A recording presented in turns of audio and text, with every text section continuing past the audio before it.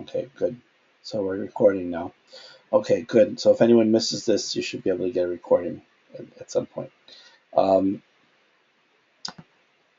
okay, so again, we're going to speak about several issues, several different visa types today, the H-1B, the O-1, and the TN.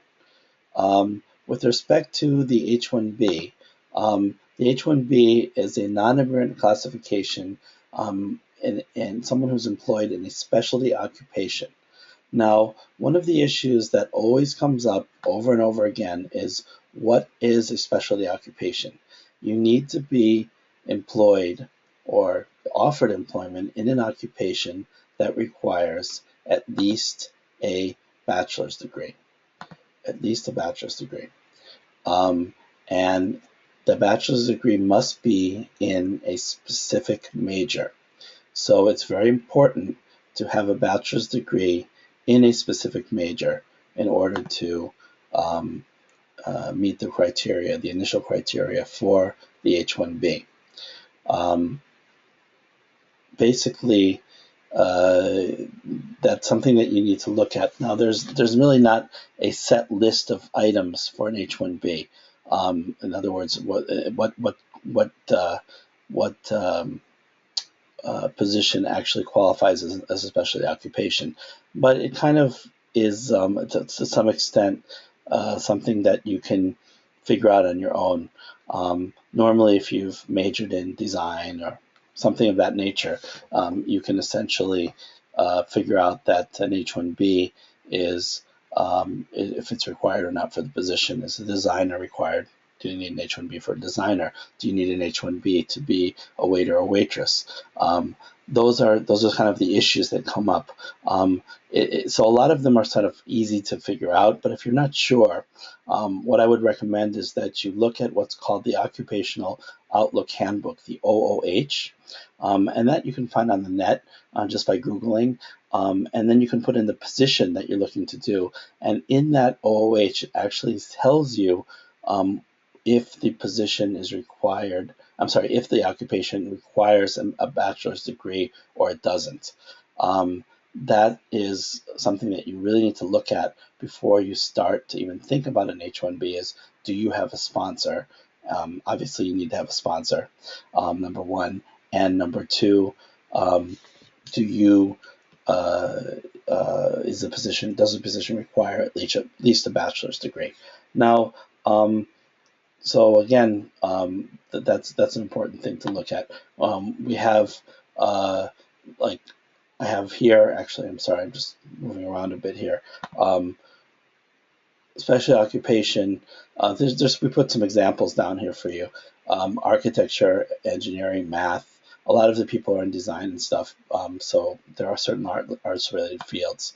I gave you guys a little bit of occupations that we had approved in the past, and you can sort of see what kind of companies and what kind of positions that people have had as an H-1B. But it's kind of important, really, to discuss initially when you do an H-1B what the position requires in terms of the studies.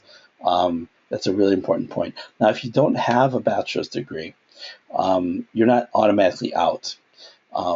If you have a bachelor's degree that's not related to the position, you're not automatically out either. So essentially, for example, if you have, there's a couple rules that you need to know about. The first one is the 3-for-1 rule. 3 years of experience for every 1 year of lacking in studies. So, for example, if you have just an associate's degree, say in design, but you have 6 years of professional experience, not during school, but professional experience outside of the U.S. or if it's in the United States with a visa, you can essentially do what's called the equivalent of a bachelor's degree. And that would basically mean that you have an associate's degree plus, well, in this case, you'd be lacking 2 years. So 2 times 3 is 6. So 6 years of experience. If you have a bachelor's degree, but it's not related to the position, you can also show the equivalent of a bachelor's degree using experience. And that, again, that has to be professional experience related to the occupation. And that usually, you need usually about 4 years of experience. It really depends on what you did, but that's the way it works in general. So even if you don't have a bachelor's degree that's related, there are ways, if you have experience, to show the equivalent of a bachelor's degree. Okay, so the first thing, obviously, as I said before, is to find out, is the position that you want to work in a specialty occupation? That's number one. Number two, how long you can stay and work in the U.S. So that's kind of an interesting question, because that's one that we always get. Well, essentially, if you get approved for an H-1B, then you can stay for up to 6 years. And actually, you can stay a bit longer if you've applied for a permanent residence, a green card.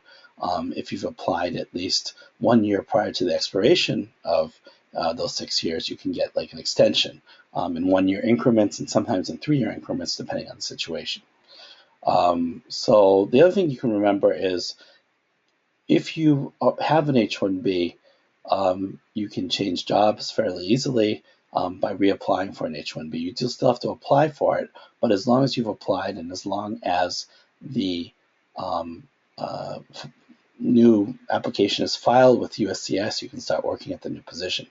Now, the other thing that's very, very important in the H-1B process is to determine what you're being paid, because under the H-1B category, essentially, you need to be paid what's called the prevailing wage for the position.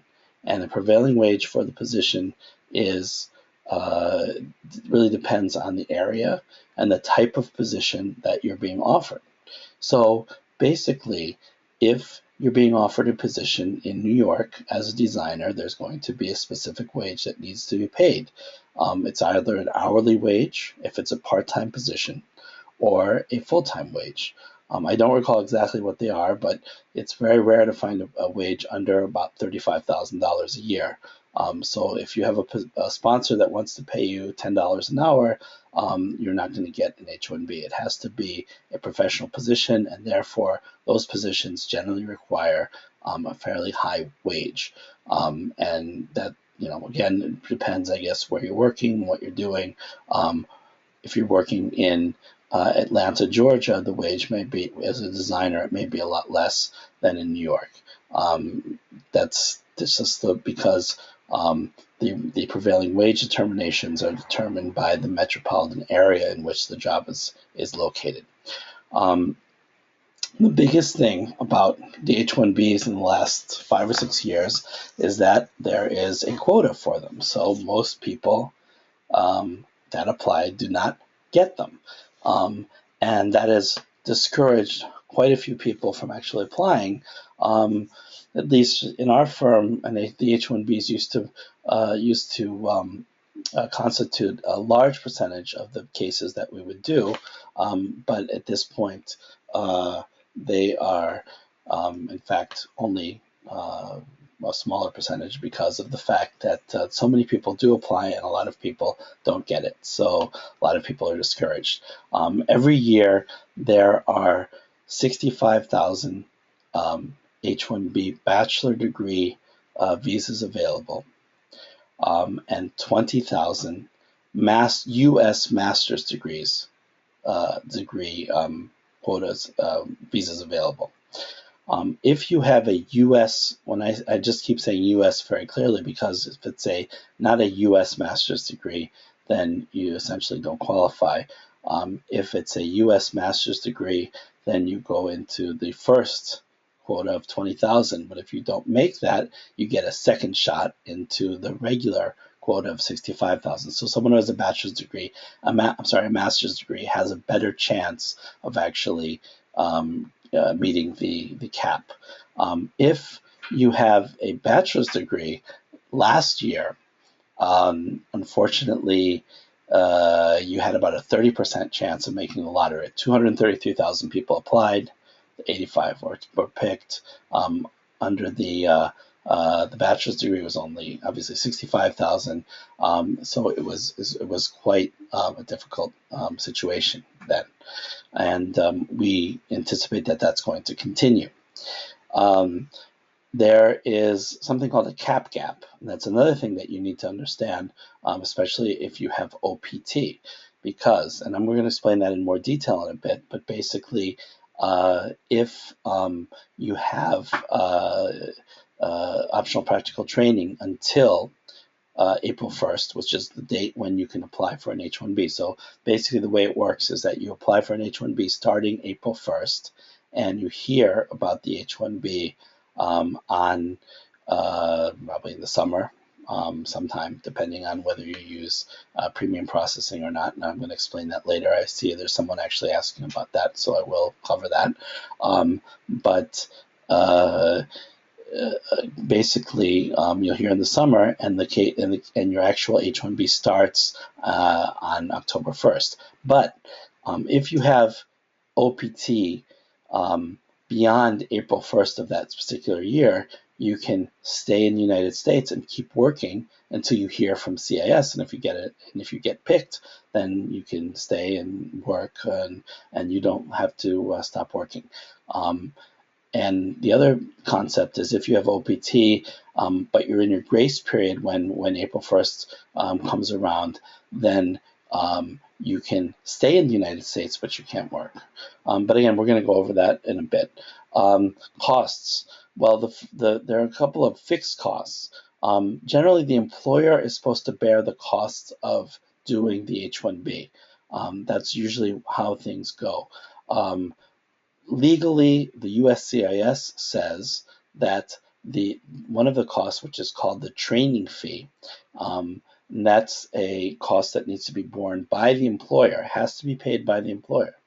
And that training fee is either $750 if the employer has less than 25 employees, and it's $1,500 in the event that the employer has more than 25 employees.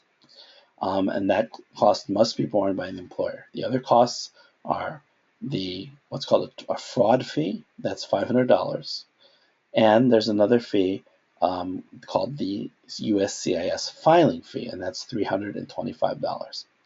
In addition, there's the legal fee, and the legal fee really depends on which lawyer you use, how difficult your case is.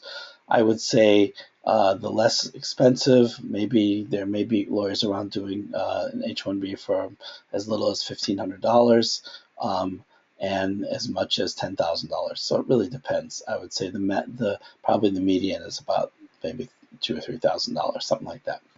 But then it really depends on the lawyer and their cost structure. So I said before, I'm just sort of going through things a bit. H-1 visa holder can stay for 6 years. Initial stay is 3 years. Extension is 3 years, maximum period. If you apply for a green card again, you can stay a bit longer. Now, I was mentioning earlier the prevailing wage determination. That's a really, really important part of this. The employer has to pay at least the prevailing wage rate. Now, some employers will say, oh, yeah, I'll sign it, whatever. There are site visits that occur on a regular basis. Well, what is a site visit? It means basically that the government will come to the workplace to make sure that you're working in what you say you're working at and that you're being paid. If you're not, then guess what? The visa will be rescinded and revoked, and you'll have to leave the country. So it's very important that whatever wage rate is determined to be the prevailing wage rate, that it's actually paid by the employer.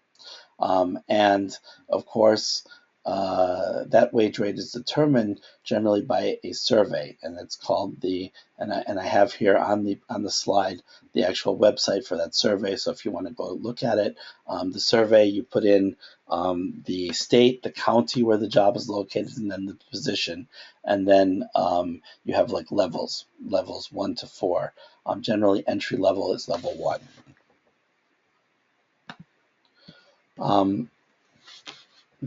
Again, we spoke about this a bit ago. Annual limit is 65,000 for the H-1Bs.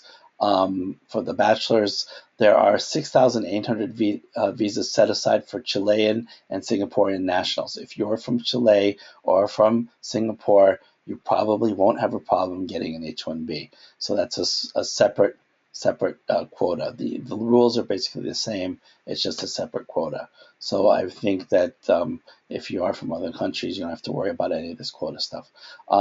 The annual limit for the master's degree is 20,000. Again, same thing. It has to be a U.S. master's degree. Now, if you've been counted for the cap, you've gotten an H-1B, you've worked, say for even as short as a day after with the H-1B, you have been deemed to be counted against the cap for purposes of the H-1B. So what we call you as cap exempt. That means you can reapply for an H-1B. Some people have had H-1Bs in the past, will change to like F1 or leave the U.S. And as long as you've had an H-1B within the past 6 years, you can actually do a recapture. So that means like if you had an H-1B, say for 2 years, you go back to your country for a couple years, and then you find another job, you can actually reapply for an H-1B and come back in and get those 4 years back. Or you can try to get another 6 years and with the clean slate, but then you're subject to the quota. So most people would do a remainder because of the fact that there's so many applicants.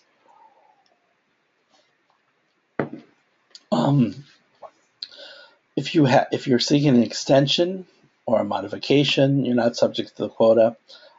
If you are working for an institution of higher education, a university that's a nonprofit university, then you are exempt from the H-1B cap. And there are very specific rules about that. And if you are going to work for a nonprofit that is affiliated with an institution of higher education, then you should probably talk to someone to make sure that that position qualifies. And that's something that is not always obvious. So H-1Bs, the deadline to file for next year is going to be April 1st, 2016. And essentially, if you file by that time, you will be at least in the lottery to see if you're selected. So we always recommend for people, we have people that are already starting now to apply. We usually tell people to start, beginning of the year. Latest would be probably February. March is kind of cutting it a bit tight because you need to do certain things. Like, remember I talked about that prevailing wage determination thing. That takes a while. And deciding, and filing what's called a labor condition application, which is part of the process, and that takes a while as well. So you really want to start very latest beginning of March, but that would be sort of cutting it close. I would think that if you have a sponsor, January is a great time to start preparing. And then so that's just advice in terms of timing. And then obviously once you apply,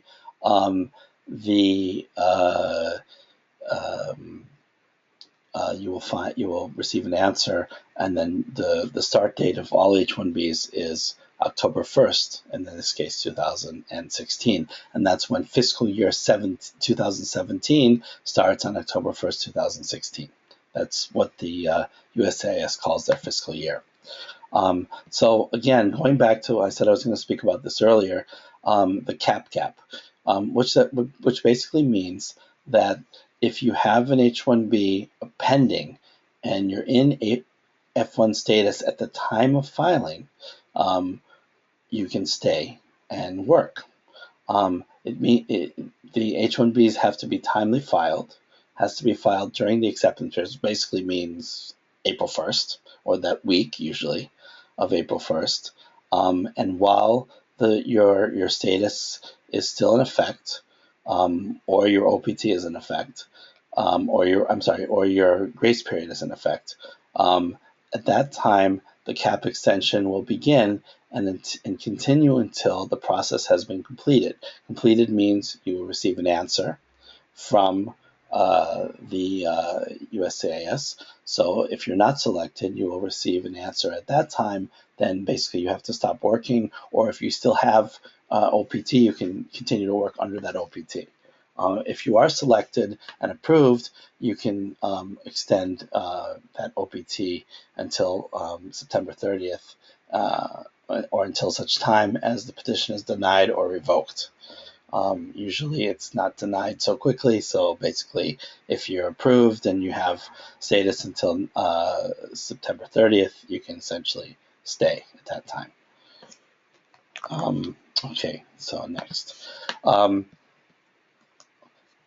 If you need a CAP extension, you need to go to the DSO at the school.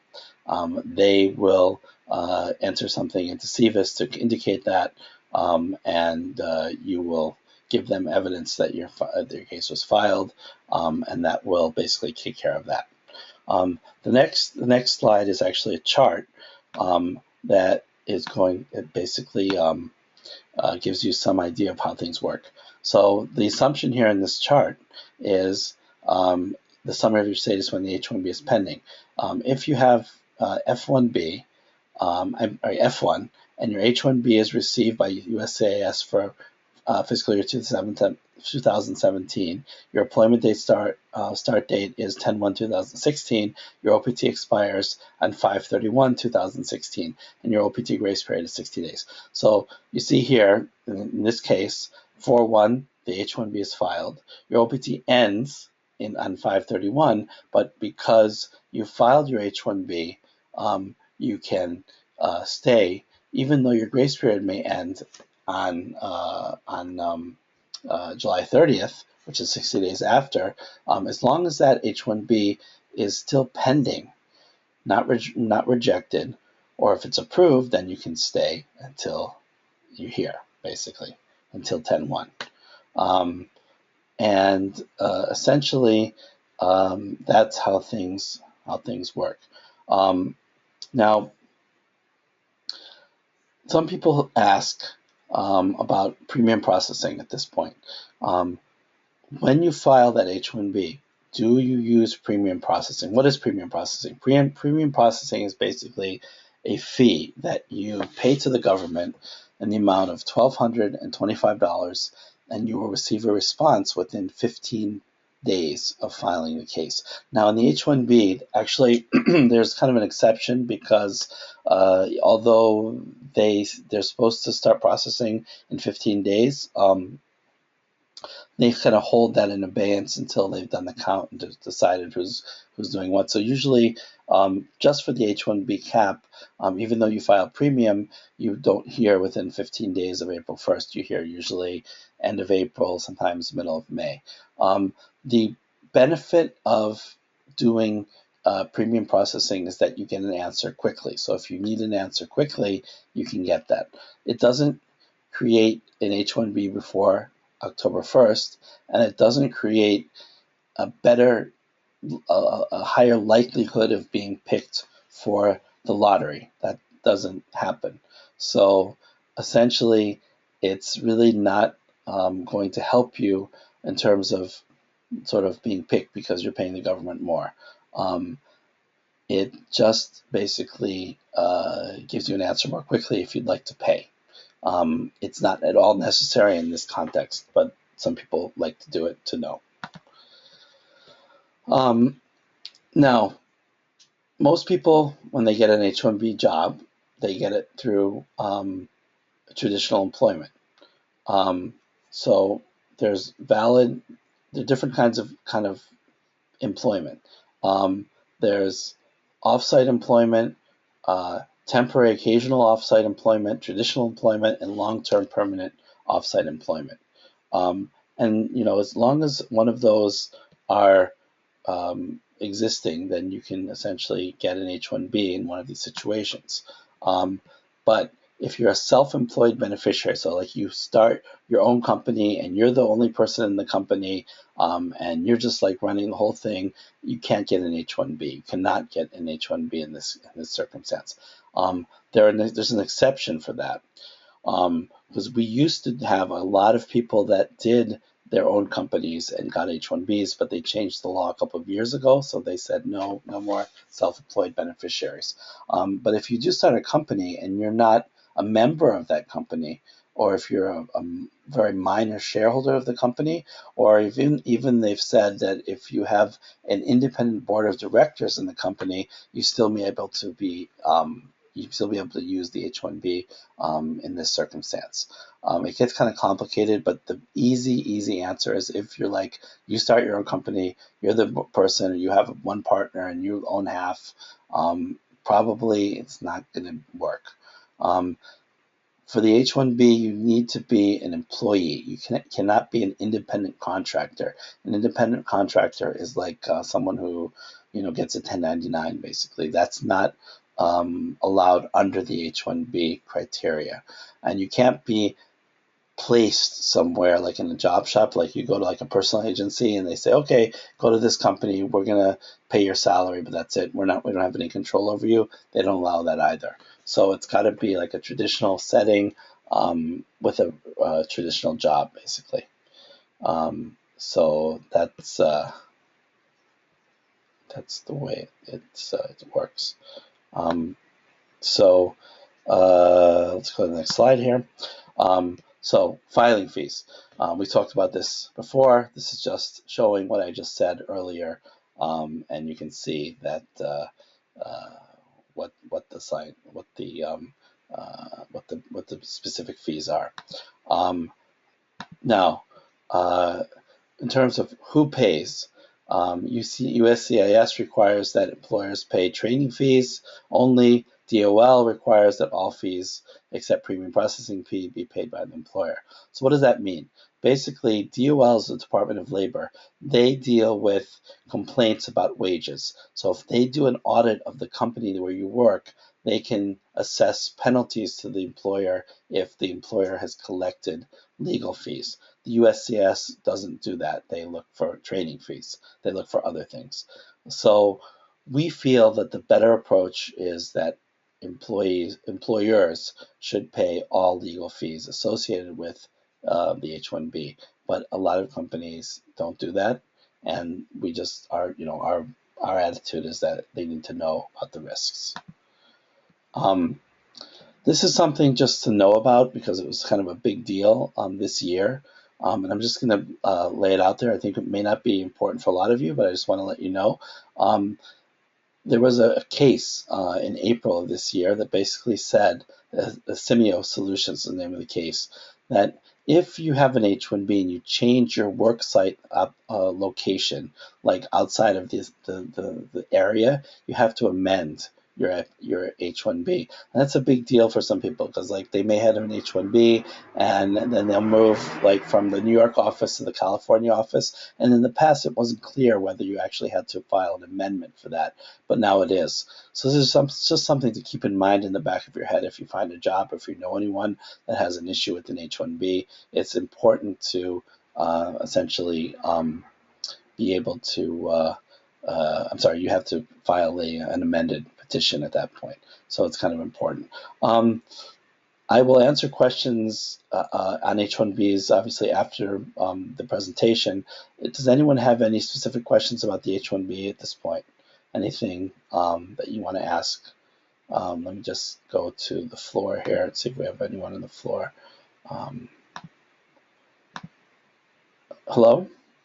Hi, David. Can you hear us? Yes. So do you have any questions from the floor there? I do. I'm in the AAS graphic design program, but I have a previous bachelor's degree in political science. Mm-hmm. How would that? And I think there can be an argument made that my political science degree is relevant to Yes. design. Mm-hmm. How do you think it would play into H-1B? Well, I mean, the H-1B requires a specific major. So if your position requires a degree in political science, then you make the argument that it requires that degree. If it requires a degree in design, then you have a bit more of a difficult situation because you have a bachelor's degree plus an associate's degree. and that doesn't really equal anything unless you have experience on top of that. So it becomes more of a precarious situation, just in terms of proving that you need unless you have experience. Just the degree, and you say like it's a design position, nothing to do with political science, becomes a bit difficult. We've had cases where we've been able to sort of show like not really a major, but kind of like a dominant or like a specialization in the field when when you have an associate's degree, but it's not always, they're not very clear. So it's not easy. Is that it? We have another question. Okay. Hi, I'm just wondering if we can work, for example, under an H-1B, or if you will be I'm sorry, I couldn't hear the question. Lisa, can you repeat it, please? The question was whether you can only work under one employer with the H-1B, or if you can have two employers. That's a good question. Excellent question. The H-1B is not limited to one employer. You can have more than one employer. The only contingency is that you need to apply for more than one employer. You have to have what's called a concurrent H-1B petition filed. So you can have one employer, but I mean you can have two employers, but you have to have two H-1Bs to do that, and you can do that. We have a couple of questions on the people that are listening on the webinar. One person is asking if they qualify if their BA was obtained abroad. As long as the bachelor's degree was from a school that is accredited worldwide as a regular bachelor's degree program, it's fine, no problem. We have a lot of those cases. Okay. Let's see. We have a couple. How does the lottery work? Okay, we have someone who asks about the lottery works. Is it random? It is absolutely random, and that's basically it. Let's see. If your H-1B is denied, you're under the cap. What is the grace period to leave the country? Excellent question. Someone's asking about what the grace period. If it's denied, there depends on the underlying status. If you have no underlying status, in other words, your OPT has expired, there's no grace period, basically there's no, as far as I know, there's no official grace period. So basically you want to leave within 30 days. I mean, technically you're kind of out of status the next day, but I usually tell people within 30 days. It's just a general rule. Another question, once you make the lottery, are you assured to have your H-1B? No, absolutely not, because you can be denied for the H-1B. So you still have to fulfill the criteria. Okay, now we're getting into a little bit more. I'm maybe not to go through all of these things, but we have someone with a bachelor's degree in sports management working on an AS degree in fashion marketing and 2 years experience working in fashion. So this, and the person wants to work in fashion as an assistant buyer. Well, first of all, I think assistant buyer probably doesn't qualify as an H-1B position. And second of all, the 2 years and the AS degree, kind of difficult. Not sure about that one. I'd have to look at the resume, and it's one of these cases where I'm not sure. But in any case, the position is probably not going to be a specialty occupation.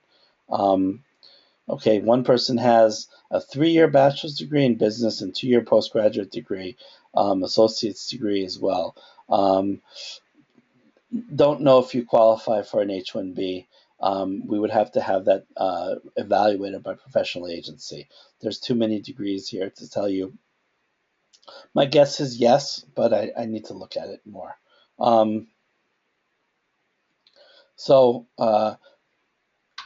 If someone's applying on their this is a question, someone has a question, if they're applying while on their H-1B grace period? Can they keep working until they get the answer, or are they allowed to stay in the country?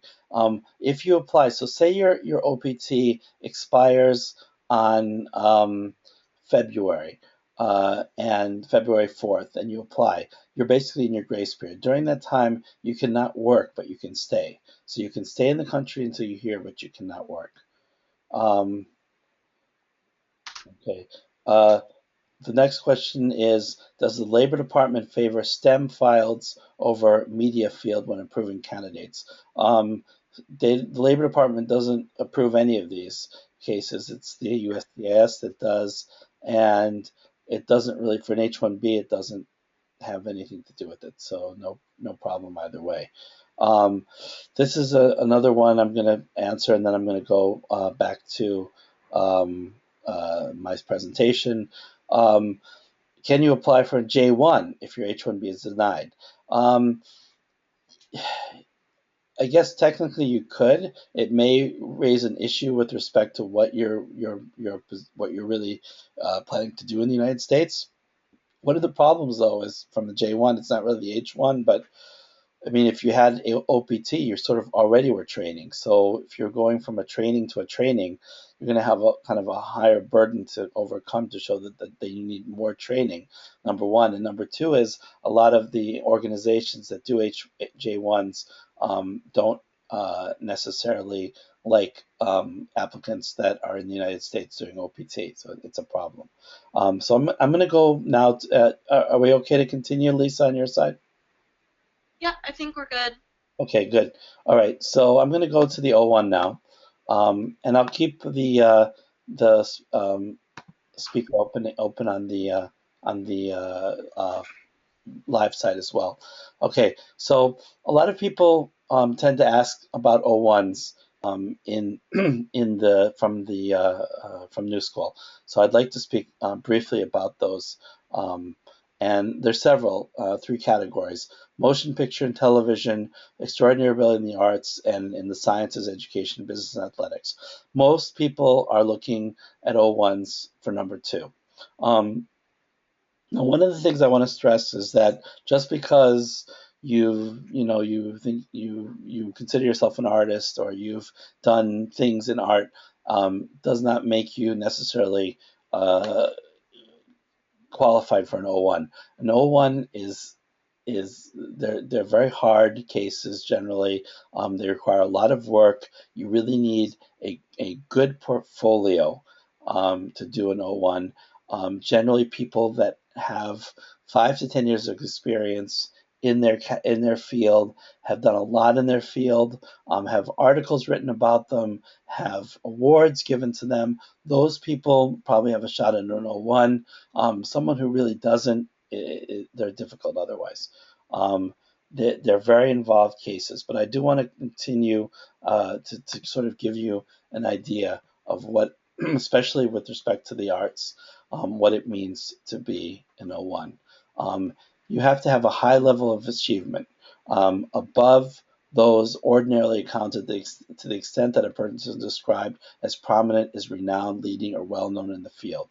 You really have to be someone who is sort of at the top of their field. And I'm going to go through the criteria for that as well. Motion picture, again, high level of achievement, same thing. Recognition significantly above that ordinarily counted, the extent the person is recognized as outstanding. That's basically the criteria. Business, athletics, science. This is like an even tougher one. One of the small percentage of people who have arisen to the very top of the field of endeavor. That's what we're looking at. So what are they looking at? Ability in the arts. And I'm just going to go over these because they're kind of important.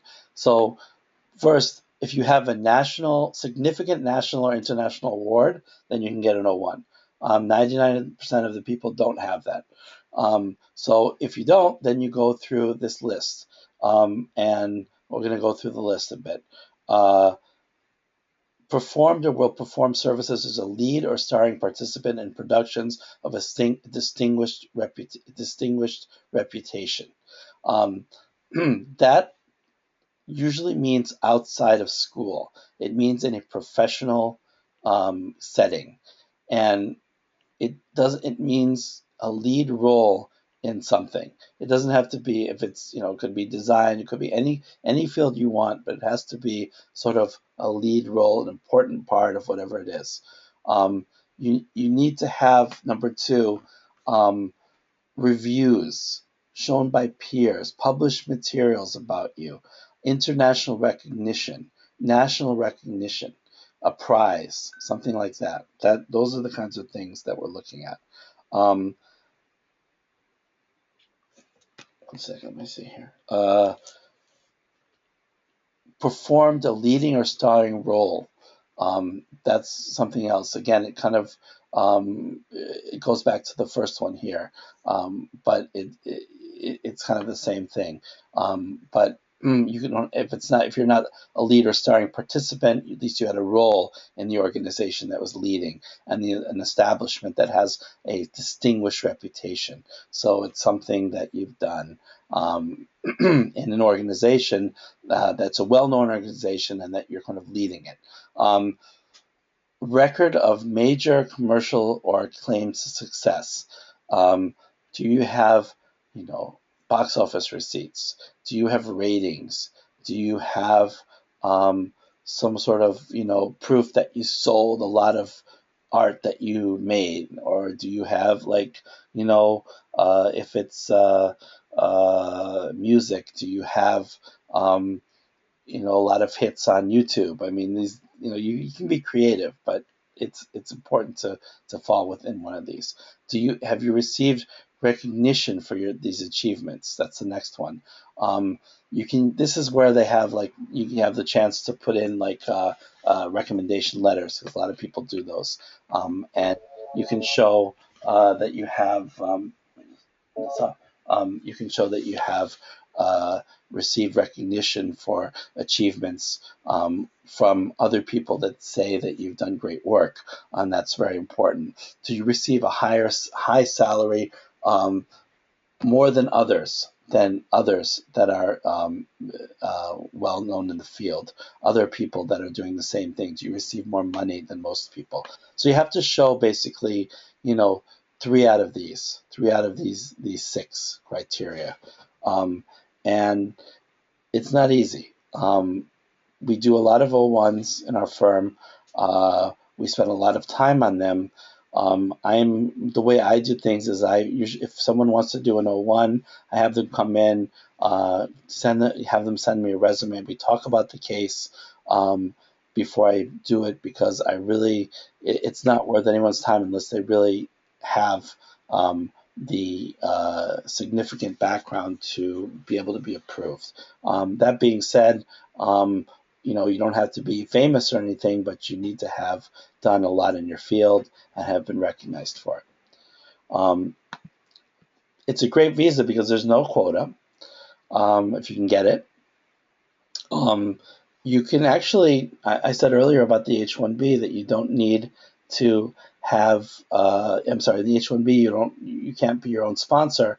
In the O-1 context, it's a little bit more flexible. You could start your own company and sponsor yourself for an O1. That's totally permissible under the regulations. You could have an agent sponsor you, or you could have a company sponsor you. So it's really much more flexible. An O1 is granted, though, for specific events, tours, projects, or like an ongoing engagement, like an employment. But it has to be an employment in your field of ability. So it can't be like, I want to be like working in a restaurant with my O1. That's not going to happen. So it basically has to be an O1 for a specific event. It has to be, or a job or something of that sort. And when you do an O1, you set out like a schedule, unless it's like a full-time job. But if you're doing different events, you put down like a 3-year schedule of what you plan to do. You don't have to keep to it, but but it has to be your intention to do that.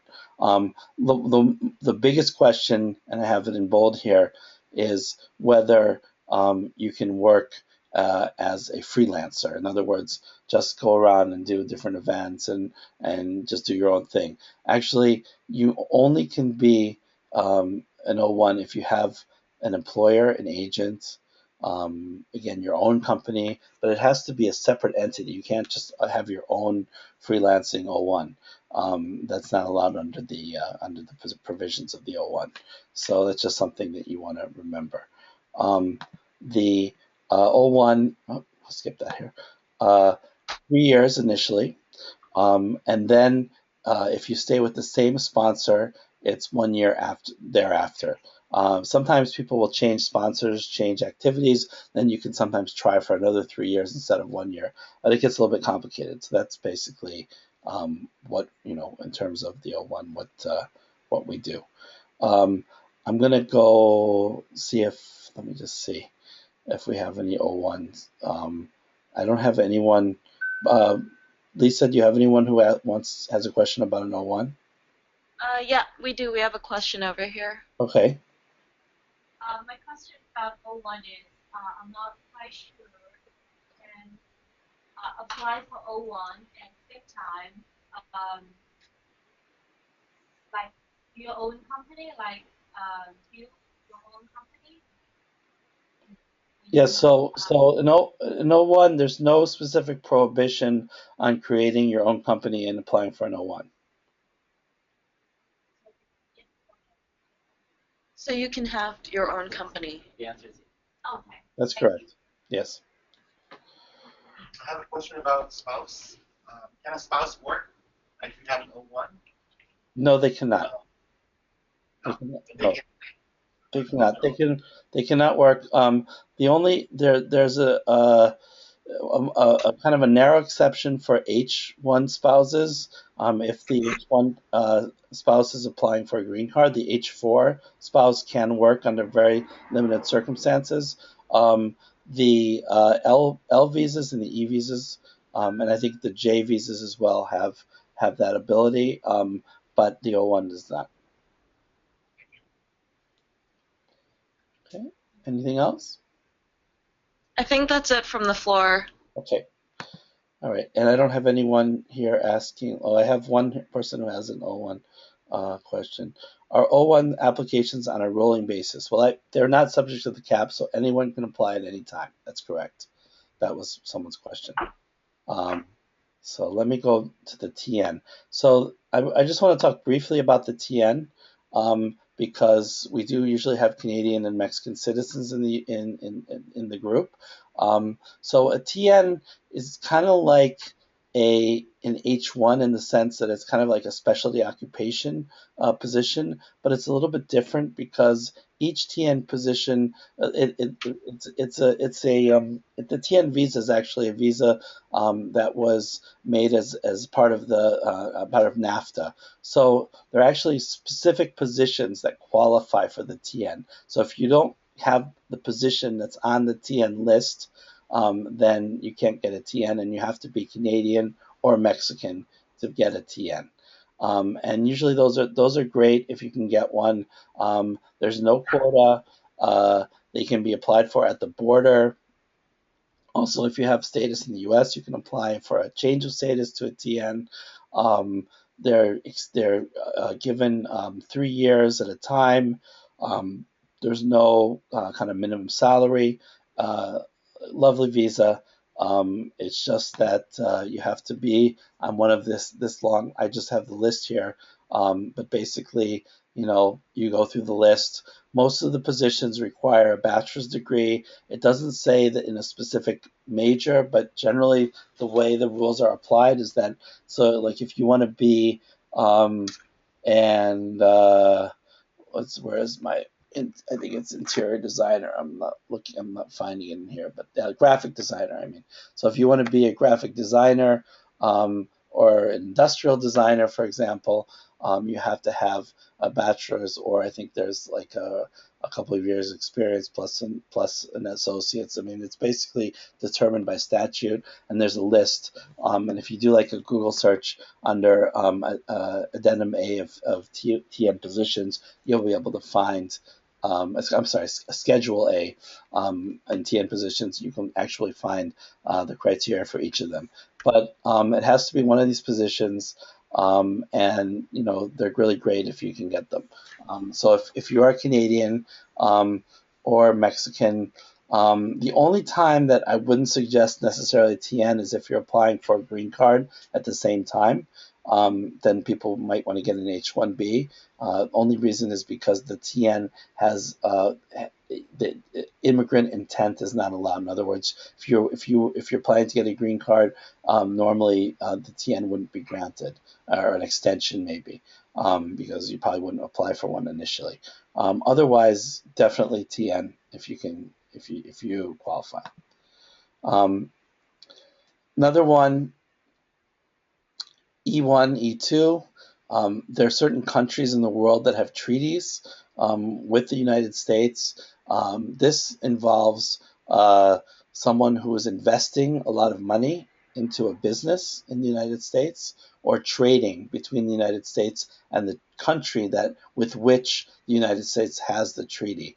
Our office does quite a few of these because we deal with Japan a lot, and therefore, and Japan is a treaty country, and there's a lot of trade and investment from treaty nationals or Japanese companies. So we do a lot of these. We don't hear a lot about these from students from New School, but I always mention them because you never know. The other things that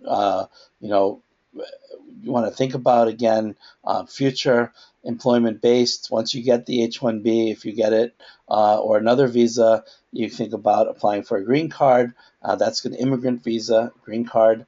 The next one, and I always get people that are interested in this because we have clients this way, family-based. You're marrying a U.S. citizen. If you do marry a U.S. citizen, you can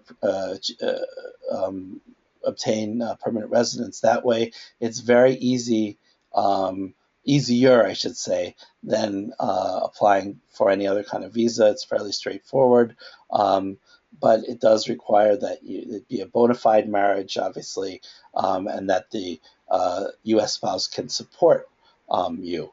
And there's specific rules as to what that means, how much money they have to make, and all that. But it's a viable thing. The last thing is, of course, the lottery. If you're in a lottery country, then basically you can apply for it. It's actually going on, I believe, as we speak, and you can apply online. There's no, I don't think there's any fee for that, and obviously there are about 50,000 people per year around the world that are chosen, so you always can give it a shot. And so basically, you have some other. So this is sort of like a synopsis here of everything. O1, extraordinary ability. Okay, so if you get that, get an agent or employer to sponsor, you can stay and work in the U.S. If you do qualify for an O1, and you've had it for a while, there's something called an EB-11, which is an immigrant visa that's sort of like attached to the O1. It's very similar to the O1 with the same criteria, but usually the way USCIS looks at it is, even if you have an O1 and you qualify for the O1, you really have to have a little more for the green card. You have to have better portfolio, more work experience. So we never recommend that someone would go straight to a green card, but have an O1, 2-3 years, maybe more, and then apply for a green card based on that. The good thing about O1 to EB-11 is that there's no labor cert. And labor cert is something we didn't talk about today, but basically it's a big process where you have to advertise and pay a salary and all that, and it's a long process. So basically, we like EB-11s if we can get them, but it saves a lot of time, and you can basically get a green card with an EB-11 within a year or so. Although these days there are not so many people applying for green cards anymore. So in terms of, employment based, so there's not as great of a wait time as there have been in the past. Generally, these days, within a year and a half, maybe even sooner, one can obtain a green card based on employment. If you find an H-1B, you get the lottery, you get to stay, work for the sponsoring company. If you don't make the lottery, you have to return home unless you have another option. And obviously, if you don't have a sponsor, then you have to return home after your visa expires plus your grace period. So basically, I've spoke for about an hour at this point. I'm going to open up the floor to questions. Let me just mention before I start with questions, please feel free to contact us. Lisa and Tom are there live, or anyone who's listening in. You're certainly welcome to send us an email with any requests that you have. The session is being recorded, so again, you can listen to the recording.